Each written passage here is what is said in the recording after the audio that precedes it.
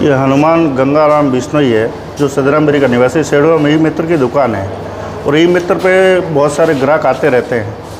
तो ये आज दुकान पे बैठा था, तो बहुत सारे ऐसे असामाजिक तत्व होते हैं। और आजकल क्या है, नशा इतना बढ़ गया है सर, एमडी स्मैक का, पैसे मांगते रहते हैं। और ई मित्र की जब मजदूरी होती है तो सब लोगों को लगता है इसके पास बहुत पैसा है और पैसे दे।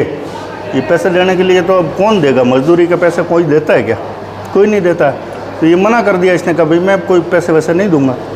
तो कुछ असामाजिक तत्व आए और उन्होंने इसके चाकू मार दिए, सीने में लगे हैं। और अभी सीटी स्कैन भी हुआ और हॉस्पिटल में एडमिट है और जोधपुर रेफर होगा।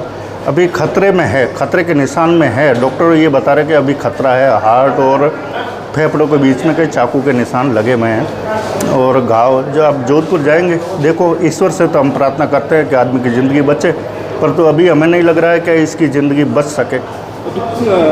कितनी बड़ी घटना है और उस समय ये अभी शाम की है, सेड़वा में हुई है। और अभी शाम की घटना है, सीधे 8 बजे की है। सीधा हॉस्पिटल सेड़वा ले गए, वहाँ से डॉक्टरों ने बाड़मेर के लिए रेफ़र किया। और अभी ये डॉक्टर साहब से बात हुई, मेरे BL मंसूरिया, PMO और ADM साहब से और CO साहब से, सबसे मैंने पहले गांव से फ़ोन आए, समाज के हमारे लोग हैं तो समाज से बहुत सारे फ़ोन आए। मैंने ADM के संपर्क किया और SP साहब से किया था और डिप्टी साहब चोटन से भी किया था और CO साहब हमारे ओम प्रकाश विश्नोई, उनको भी बोला था। घटना ई मित्र के आसपास ही हुई है? ई मित्र के आसपास ही हुई, वहीं हुई है। और असामाजिक तत्व है सर, नशे के लिए पैसे मांग। पुलिस तो जहाँ तक, वहाँ तो पुलिस बाद में आई। तो एकदम घटना होने के बाद तो क्या है, जल्दबाजी में इसको हॉस्पिटल ले गए। फिर वहाँ पुलिस के लोग पीछे भी आए और अभी भी पुलिस वाले आए थे, देखा है। अब जैसे जोधपुर जाएंगे तो आगे क्या होगा। और हम तो देखते हैं कि सामाजिक सौहार्द बना रहे, सामाजिक सौहार्द नहीं बिगड़े, उस स्थिति में ही हम रखेंगे। बाकी ऐसा नहीं कानून व्यवस्था बिगड़े, परंतु जो अन्याय हुआ उसके लिए हम सरकार से मांग करेंगे, पुलिस प्रशासन से मांग करेंगे, कलेक्टर साहब से करेंगे, SP साहब से करेंगे कि न्याय मिले। तो वो ये अकेला ही बंदा था या और भी कोई बंदा? नहीं, ये अकेला था।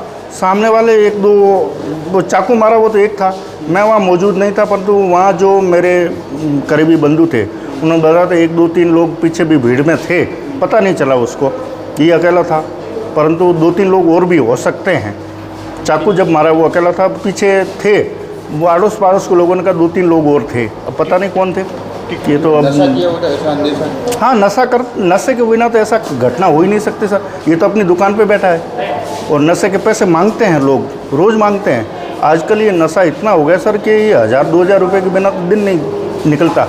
और इस नशे में लोग क्या है कि नशा करने के बाद स्थिति नियंत्रण में नहीं रहती है, इसलिए चाहिए पैसे, और नहीं दे तो मार देते हैं। अब ऐसी घटना का हो सकता है सामाजिक स्वार्थ नहीं बिगड़े, हम ये नियंत्रण में रखेंगे सर। फिर भी जो घटना हुई उसका हमें खेद है।